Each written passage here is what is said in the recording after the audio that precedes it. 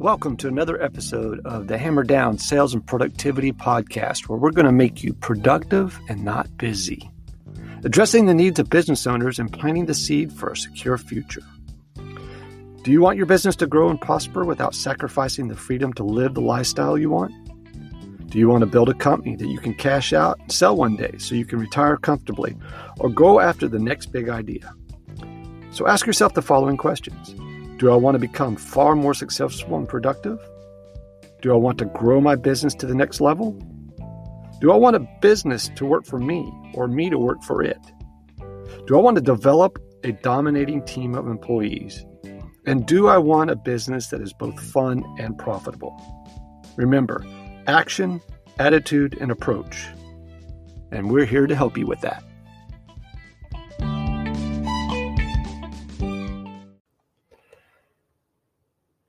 Hello there. Welcome to another episode of the Productive Not Busy podcast with Coach Wayne.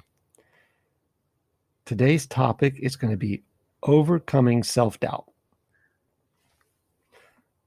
Self-doubt is the opposite of confidence. Self-doubt is a decision really not to try.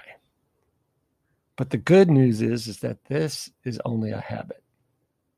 And you can understand how to overcome these self-doubt traps by understanding why you hesitate to begin with. See, our brain's number one goal at all times is to keep us alive.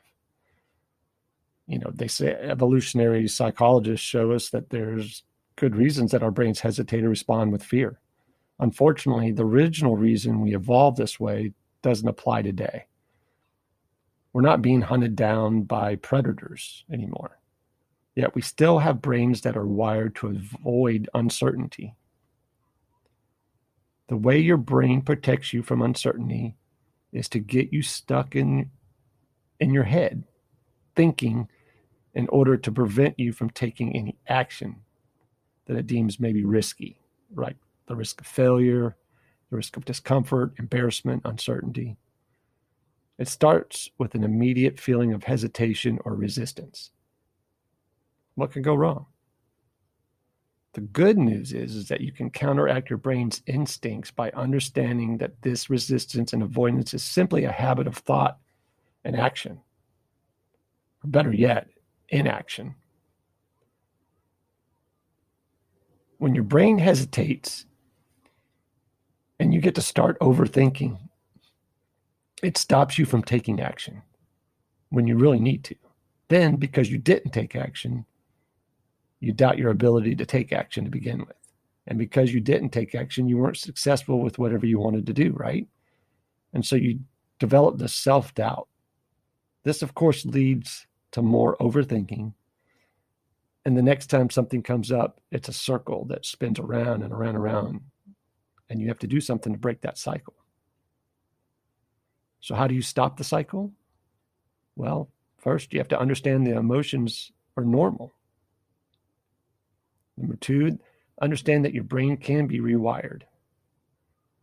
Number three, understand the 4 traps of self-doubt, including which one you tend to get stuck in the most. And number 4 is just take action. Okay, now we're going to cover the different kinds of doubt. First kind of doubt is hesitation. Hesitating is triggered by uncertainty. What does this look like?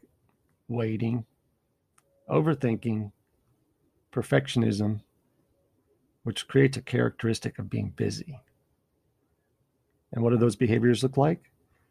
Telling yourself a story of what could go wrong, not putting something out there until it's perfect, making a plan, but then not acting on it, and then staying busy with avoidance mechanisms to avoid dealing with something. So what's the solution? You have to become aware of what hesitating looks like for you. So ask yourself these questions. What behaviors do you do when you hesitate? What do you tell yourself? What activities do you do to avoid taking action?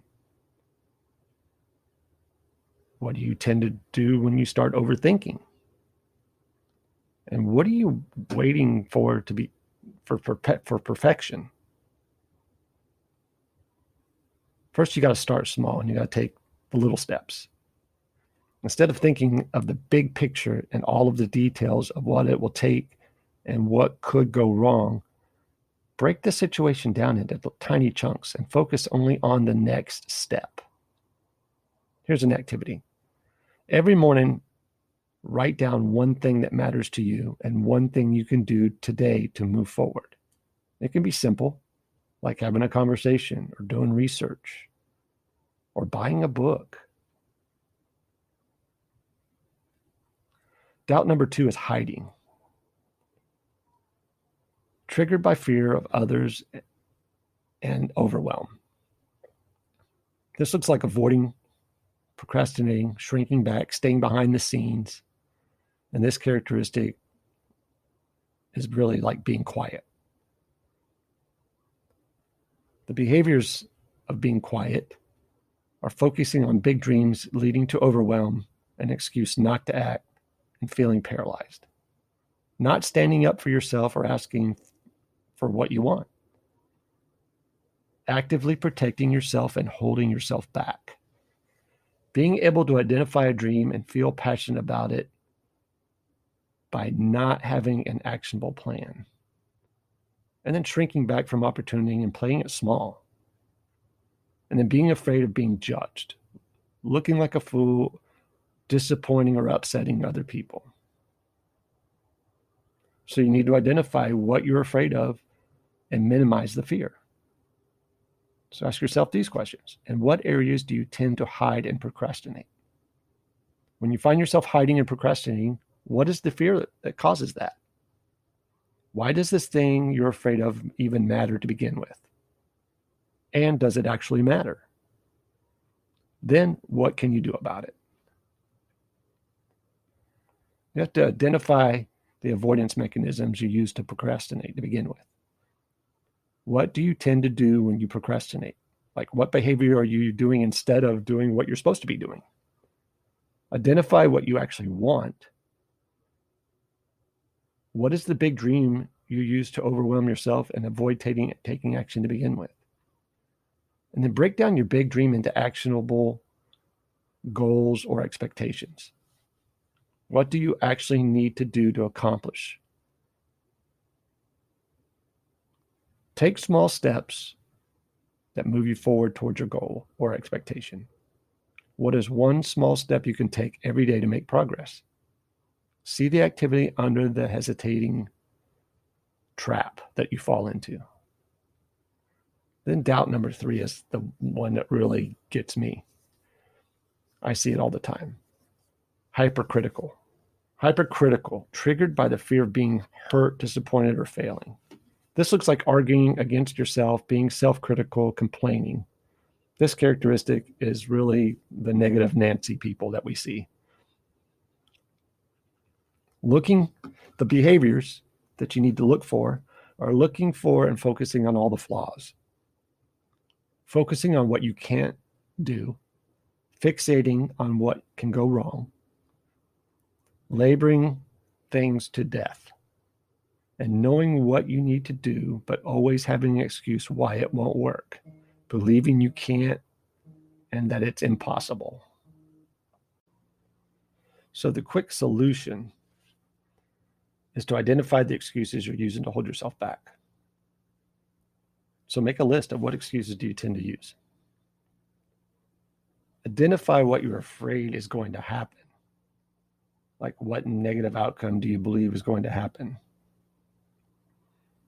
And step 3 would be eliminate the excuse. What can you do to eliminate this obstacle or possibility? You need to make a decision that you're going to commit to giving it your all for a certain period of time, giving yourself a chance to prove yourself wrong. Let me give you an example. A guy feels like he cannot start a business because he fears he won't be able to provide for his family's needs. So his choices are to eliminate the excuse by getting a job, commit to giving his dream 100% no matter what, commit to giving his dream 100% for 2 months, and then if it's not providing an income by then, he can get a job and keep working on his business. Option C is the best solution for someone who is hypercritical. The key to overcoming being hypercritical is to find a solution instead of just complaining about it. Remove the excuse and take massive action. This leads to doubt number 4, which is helplessness. Helplessness triggered by insecurity or low self-worth. Helplessness is a fear of success.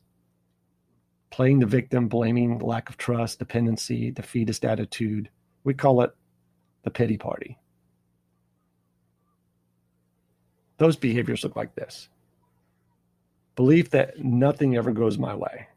Blaming others or the outside world for all the outcomes in life, an extreme external, locus of control. Having every excuse in the book on why it's not going to work. You've learned that poor me gets you sympathy and attention from others. Overly dependent on others. Feeling like the world owes you something. False sense of incompetence or that you can't handle your problems. And then the lack of self-trust. You don't believe you can do it alone. That you need somebody else to go along with you on the journey. Also, an unwillingness to be vulnerable. Won't do for yourself, always wanting others to do for you. That's a terrible trap to fall in. Fear of success because deep down you fear that if you were to succeed on your own, you would lose the support of others. Lack of taking responsibility for your own life. Acting like you're giving others control of you because you need them, but in reality you're controlling them for your needs. And if being helpless doesn't get you the caretaking you desire, you'll resort to intimidation or coercion. Underlying feelings of anger at being expected to be responsible and self-approving when you're still trying to get the approval and the attention that you never got in your previous adventures. So what's the solution? Again, you need to identify what areas you feel helpless and what beliefs that support these feelings. What areas in your life do you feel helpless in? For each of those, what do you believe about yourself in those areas that make you feel helpless? Who do you portray your helplessness to? Who is that for? Right? For each type of helper that you have in your life, are they a fixer, rescuer, advice giver, enabler, caretaker, or guru? Which issues do you focus on with each one of those people?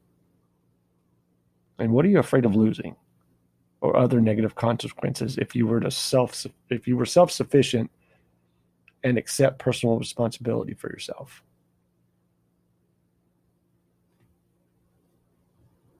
So in what way can you see the opposite is true? Meaning, can you see that you would, in fact, gain these things that you're afraid of losing if you were to take responsibility for yourself? For instance, if you were afraid of losing love, can you see that by removing your dependency, you will actually receive more love and appreciation from others? A lot of people do. What evidence can you remember from your past that you can do it?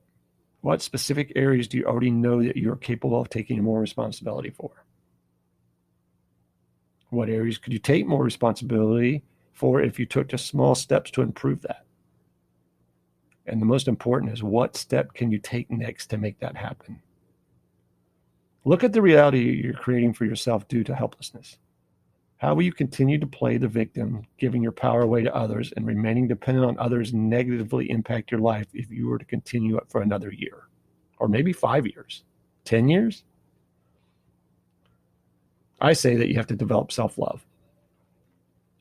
What do you really enjoy doing that relaxes you and makes you feel happy?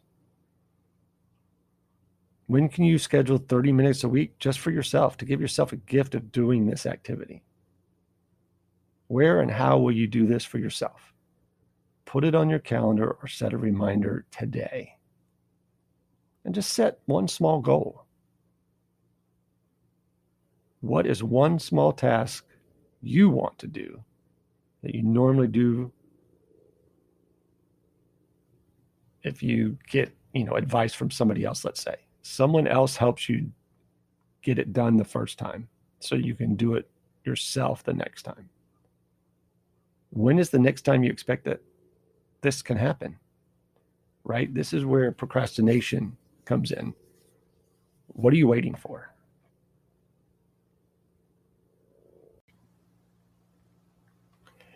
And in conclusion, always celebrate your progress. Every time you do anything for yourself that you would normally not have done, celebrate your progress. Smile at yourself in the mirror. Tell yourself you did a good job. Always reward yourself by doing something you enjoy. Dance, sing, play, go to the beach, do anything that makes you feel good about what you accomplished. And remember, you can feel insecure and still take action. I hope you enjoyed this episode of the Productive Not Busy podcast. I'm your host, Coach Wayne Weathersby, and have an amazing day.